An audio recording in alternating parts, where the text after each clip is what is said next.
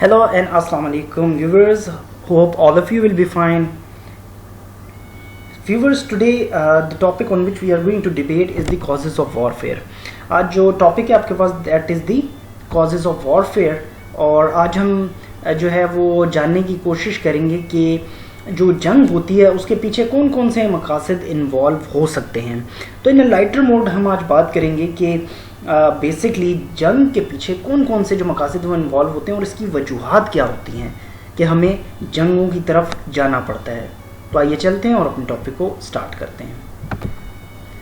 देखिए, जंग का एक सबसे बड़ा जो कॉज है वो इकोनॉमिक पर्पस हो सकता है, और जिसमें कोशिश ही की जाती है कि एक स्टेट जो है वो विश करती है to have a control over the wealth of another state. कोशिश ही की जाती है कि ऐसी जंग या ऐसा वॉरफेयर, ये भी एक वॉरफेयर की कॉज है। ये जो जंग की हम बात करते हैं कि आखिर दो स्टेट या कोई स्टेट जो है वो जंग की तरफ क्यों जाती है, उसकी एक वजह ये है इकोनॉमिक पॉइंट ऑफ व्यू। अब देख लीजिए कि जाहिर बात है एक स्टेट जो है वो इकोनॉमिक पॉइंट ऑफ व्यू से बहुत स्ट्रांग होगी, तो जो दूसरी आपके ओपोनेंट स्टेट है वो ये चाहेगी कि मैं भी उतना ही स्ट्रांग हूँ, बल्कि मैं आपसे भी ज़्यादा स्ट्रांग हो जाऊँ, ताकि मेरे पास जो कैपेबिलिटीज़ हैं वो आपसे ज़्यादा इन्हांस्ड कैपेबिलिटीज़ आएँ। और इस वजह से हम कहते हैं कि इकोनॉमिक्स की वॉर जो है, इकोनॉमिक वॉरफेयर जो है, इसमें होता इस तरह है कि एक स्टेट जो है वो इसी वजह से जो है वो दूसरी स्टेट को टारगेट करना शुरू कर देती है, ताकि जो आपकी एनिमी स्टेट है उसकी जो इकोनॉमी है वो ख़राब हो और आपकी इकोनॉमी जो है वो मजबूत हो। तो आप ये कोशिश करते हो कि उसकी जो वेल्थ है उसको कंट्रोल किया जाए। अब इसमें तरीका ये होता है इकोनॉमिक वॉरफेयर में, जो कि एक कॉज है जंग की, कि अगर एक आपकी स्टेट एक पेन जो है वो प्रोड्यूस कर रही है आपकी state inside your state 10 rupees का, और आप अपने ओपोनेंट स्टेट को या आपकी जो एनिमी स्टेट है आप उसको वही पेन जो है वो एक्सपोर्ट कर रहे हो ऑलमोस्ट 20 रुपीज़ का, तो देखिए आपके लिए तो वो पेन फ़ायदेमंद है, लेकिन उस स्टेट के लिए ये फ़ायदेमंद नहीं है, जबकि उसको पता भी है कि उसकी इकोनॉमी वीक है। तो आप क्या करते हो कि आप इस स्ट्रैटेजी को अपनाते हुए आप उसकी जो वेल्थ है उसको कंट्रोल करते हो। ठीक है, तो ये भी एक कॉज होता है कि समटाइम्स इसमें भी वॉर्स अकर हो जाती हैं। जितना हमने देखा 90s में गल्फ वॉर हमारे सामने हुई, तो गल्फ वॉर में आप देख लें ईरान, कुवैत, इराक, ये जो स्टेट्स थी ये इनकी आपस में जो एक टसल चल रही थी, और बिकॉज टेरिटोरियल इश्यूज भी थे जिसमें इकोनॉमिक इशू मीन्स के फ्यूल का इशू था। तो द थिंग इज़ दैट कि समटाइम्स इंटरवेंशन इतनी ज़्यादा हो जाती है इकोनॉमिक्स की वजह से कि आप जो है दो स्टेट जो हैं वो जंग की तरफ चली जाती हैं। जिस तरह मैंने आपको ये बताया था कि 1973 से पहले दुनिया में आर्म रेस बहुत ज़्यादा, मींस कि आर्म्स की प्रोडक्शन पे बहुत ज़्यादा फोकस किया जा रहा था, इकोनॉमिक्स को कोई फोकस नहीं कर रहा था। लेकिन जैसे ही 1973 जो है उसमें एक ट्विस्ट आता है, जो ऑयल एम्बार्गो लगाया गया, that was imposed by the Arab states towards the West. तो फिर वेस्ट को ये यूटिलाइज हुआ कि हम तो वेपन्स को ज़्यादा जो है फेवर कर रहे थे, लेकिन यहाँ पर तो the scenery is totally different. या हमारे लिए वेपन्स इतने ज़रूरी नहीं, लेकिन हमारे लिए इकोनॉमिक्स बहुत ज़रूरतमंद साबित हो सकती है। तो 1973 के बाद वेस्ट ने इकोनॉमी को बहुत ज़्यादा फोकस किया, और वेस्ट ने यही स्ट्रेटजी अपनाई कि वो ममालिक जिनके पास ऑयल ज़्यादा से ज़्यादा है उनको कंट्रोल किया जाए। और हमने देखा कि इराक वॉर हुई, इराक में आप देख लीजिए, फिर वेस्ट के जो ताल्लुकात हैं सऊदी अरेबिया के साथ, मिडल ईस्टर्न कंट्रीज़ के साथ, उसमें एक बहुत बड़ी वजह ये थी कि आपके पास ऑयल इकोनॉमिक्स। तो आपने, और इसी वजह से जब इराक में जो है अटैक हुआ इराक पर 2003 में बाय द अमेरिकन ट्रूप्स, तो इराक में लोग जो थे वो एज अ रिवेंज लेने के लिए उन्होंने क्या किया कि वो जो बड़ी बड़ी ऑयल पाइपलाइंस थी उनको जो है they are been destroyed by them, उनको तबाह कर दिया गया। और जिधर ऑयल जो है वो नज़र आता था ऑयल पाइपलाइन, वो उसको डैमेज कर देते थे या तबाह कर देते थे, क्योंकि इकोनॉमिक्स इन्वॉल्व थी। इस वजह से जो है इकोनॉमिक्स जो है एक कॉज है वॉरफेयर का। अगर वॉर होती है दो मुल्कों के दरमियान तो ये भी एक कॉज है कि इकोनॉमिक्स की वजह से भी वॉर हो सकती है। Another issue is territorial. Territorial means कि territory, for example proxy wars. Proxy wars का मतलब ये होता है कि किसी की तरफ से on behalf of someone, just like cold war का एरा जब चल रहा था तो उसमें प्रॉक्सी वॉर्स भी हुई। प्रॉक्सी वॉर का फिनोमिना है जिसमें 1950s में कोरियन वॉर, फर्दर आगे प्रोसीड करें तो हमारे पास वियतनामीज वॉर। कोरियन वॉर जो थी again South Korea North Korea, territorial issues भी थे। On the south Americans were there, on the North Korea जो था they been supported by the Soviet Union. तो मीन्स कि एक जंग थी, लिमिटेड वॉरफेयर था। लिमिटेड वॉरफेयर कहते हैं एक जगह पर जो है वॉर हुई और उसी जगह पर वो ख़त्म हो गई। इसके साथ हमने देखा कि जो प्रॉक्सी का फिनोमेना मीन्स के they were fighting on behalf of North Korea and South Korea respectively. तो वॉर की एक कॉज टेरिटोरियल इश्यूज भी हो सकते हैं। I hope you got the point. Third, आपके पास रिलीजियस इश्यूज भी समटाइम्स जो हैं वॉर कॉज करने में बहुत रोल प्ले करते हैं। फॉर एग्जाम्पल 1970 का एरा हमें याद है, लेबनीज सिविल वॉर हुई। वहाँ पर गवर्नमेंट जो है वीक थी।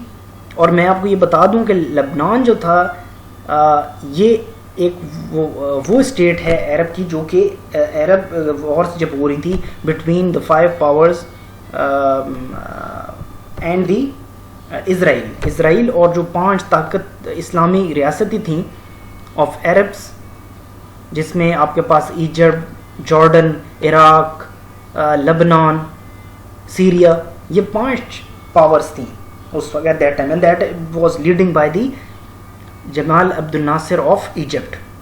तो लेबनान वाज आल्सो देयर। तो द थिंग इज दैट कि लेबनान में with the passage of time उनका जो सिस्टम है वो क्रैश डाउन हुआ, क्रैश हो गया था। वहाँ पर सिविल वॉर शुरू हो गई और जिसमें डिफरेंट इन्वॉल्वमेंट्स हुई और उसमें एक्सटर्नल इन्वॉल्वमेंट भी थी।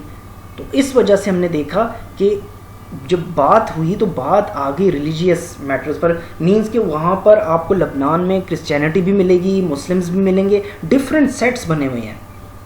तो मींस कि एक दूसरे के खिलाफ वहाँ पर सिविल वॉर जब शुरू हो गई तो एक प्रॉपर वॉर हुई। अब सिविल वॉर मतलब कि ये वॉरफेयर है। तो रिलीजन की वजह से भी समटाइम्स जो है वो वॉर्स क्रिएट हो जाती हैं। देन नेशनलिज्म का मतलब जो है लिटरली अगर आप देखो तो नेशनलिज्म कहा जाता है फीलिंग ऑफ बिलोंगिंग। ये इसका एक बहुत ही शॉर्ट एंड सॉफ्ट मतलब है, इसका मीनिंग है फीलिंग ऑफ बिलोंगिंग। मीन्स कि आप जो हैं आपकी अपनी स्टेट जो है उसके लिए तो आप बहुत जो हो समझते हो कि मेरी स्टेट बहुत सुपीरियर है, लेकिन ऑन द अदर साइड यही चीज़ जो है समटाइम्स क्रिएट करती है कि आप हेट करो दूसरी स्टेट से। ये mine state is superior which demands hate for the other. मेरी स्टेट तो बहुत पावरफुल है लेकिन आपकी state is nothing and I can do anything with you. ये नेशनलिज्म का जो कॉन्सेप्ट है इसके डिफरेंट वेरिएशंस हैं। इसको आप इन अदर वर्ड्स इसको हम इस तरह डिस्क्राइब कर लेंगे कि nationalism has basically different meaning in different directions. तो एक तो मैंने आपको ये बता दिया कि mind state is superior and the other उसमें आप जो है ये डिमांड करेगा कि आप दूसरी स्टेट से जो है वो हेट फील करो, नफरत करो। एक तो ये मतलब है नेशनलिज्म का। दूसरा मतलब ये है कि आपकी हमें दूसरी स्टेट से कुछ नहीं लेना, लेकिन आपकी अपनी स्टेट जो है आपके लिए सब कुछ है। You should loyal to your state. आप नेशनलिस्ट हैं, आप अपनी स्टेट से जो है लगाव रखते हैं। तो समटाइम्स ऐसा होता है कि इस कॉज की वजह से भी आप जो है वॉरफेयर पे चले जाते हो। फर्स्ट वर्ल्ड वॉर में भी कुछ ऐसे ही सूरत हाल थी और यही चीज़ सेकंड वर्ल्ड वॉर में आप देख लीजिए। तो फर्स्ट वर्ल्ड वॉर में जो नेशनलिज्म का मतलब था कि आपकी अपनी स्टेट जो है वो सुपीरियर होनी चाहिए। मीन्स आप अपनी स्टेट को तो सुपीरियरिटी से देख रहे हो, ठीक है। और अब आप ये देखिए कि ऑन दी अदर साइड जब सेकंड वर्ल्ड वॉर होती है तो इसका मतलब क्या हो गया कि आपकी स्टेट सुपीरियर है लेकिन आप दूसरी स्टेट से नफरत करना शुरू कर दिया आपने। तो नेशनलिज्म का जो मीनिंग है वो with the passage of time change होता है। इसी तरह जिस तरह इंसान के मूड बदलते हैं, इसी तरह पॉलिटिक्स के भी देयर आर सर्टेन मूड्स, तो वो भी स्विंग होते हैं। तो nationalism is one of the cause. Nationalism की वजह से भी हम जो है जंग की तरफ चले जाते हैं। देन रिवेंज, बदला। अगर आप बदले की आड़ में आते हो तो फिर भी जंग हो सकती है। For example world war second आप देख लो, इसमें मैं आपको जर्मनी की एग्जाम्पल आपके साथ कोट कर सकता हूँ कि हिटलर ने क्या कहा था, और कहा गया कि वह हिटलर वो सिटिंग इन अ बार, एक बार हिटलर बार में बैठा था और उसने जो है ऑल ऑफ सडन उसने कहा कि attention the people who are standing here, और तमाम लोगों ने उसको तवज्जो दी और उसने कहा कि if the world can so why not we. अगर दुनिया हमारे साथ ऐसा कर सकती है जो कि ट्रीटी ऑफ वर्साइल्स में किया, जो कि under the league of nation, तो फिर हम क्यों नहीं कर सकते दुनिया के साथ। मीन्स कि वो उसको बदला लेना था और उसने कहा कि we will take the revenge. तो समटाइम्स जंग की एक कॉमन वजह बदला भी हो सकता है, ये भी याद रखिएगा। इसके अलावा civil war, American civil war 1861 and then revolution जो है फ्रेंच रेवोल्यूशन, तो मीन्स के ये जो सिविल वॉर या रेवोल्यूशंस आते हैं या सिविल वॉर होती है, तो इनकी वजह से भी जंग जैसा समा पैदा हो जाता है। सिविल वॉर होगी तो डेफिनेटली हर एक इंसान अपने हाथ में हथियार उठाएगा, तो एक अनरेस्ट होगा पूरे मुल्क में। इसी तरह आप देखिए कि रेवोल्यूशन जो है उसमें भी एक वॉर टाइप सिचुएशन होती है, people are on the road, ठीक है, और कुछ सिचुएशन भी बन सकती है।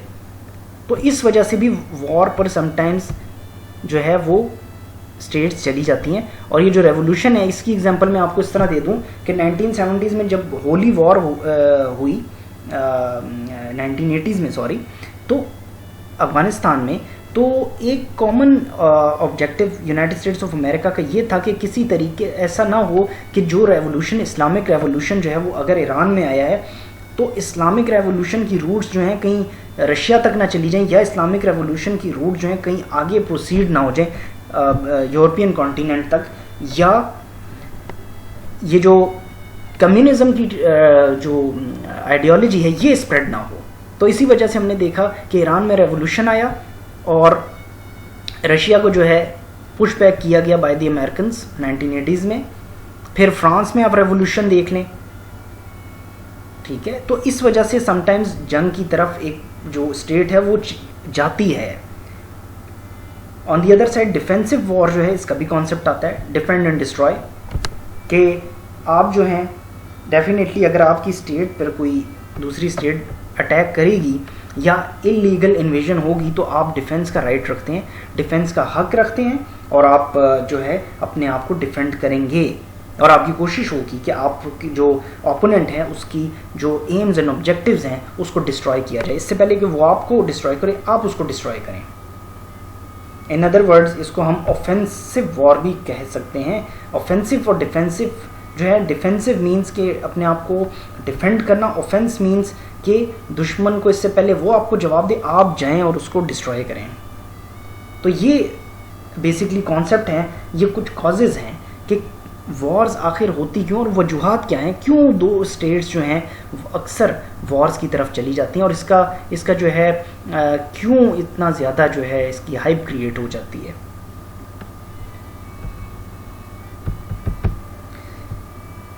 सो आई होप स्टूडेंट्स कि आपको आज के लेक्चर्स से काफ़ी कुछ जानने का मौका मिला, सीखने का मौका मिला होगा।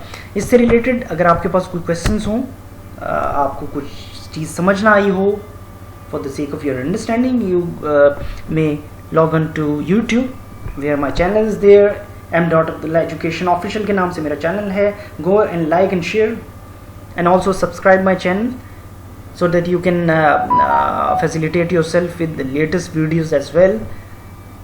And thank you very much for your patience. अपना बहुत ख्याल रखिएगा. Until next time, take care and have a nice day.